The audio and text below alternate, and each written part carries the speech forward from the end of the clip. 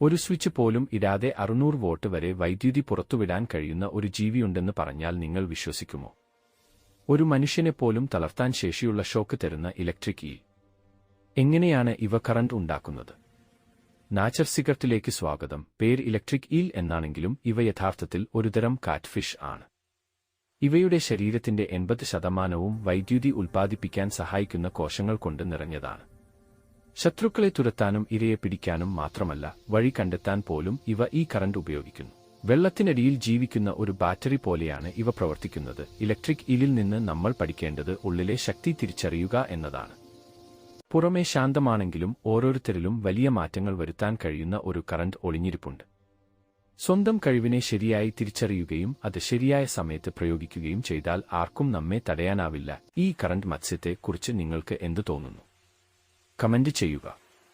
Video ഇഷ്ടപ്പെട്ടെങ്കിൽ like ചെയ്യുക. പ്രകൃതിയിലെ ഇത്തരം രഹസ്യങ്ങൾക്കായി ചാനൽ സബ്സ്ക്രൈബ് ചെയ്യുക. നന്ദി.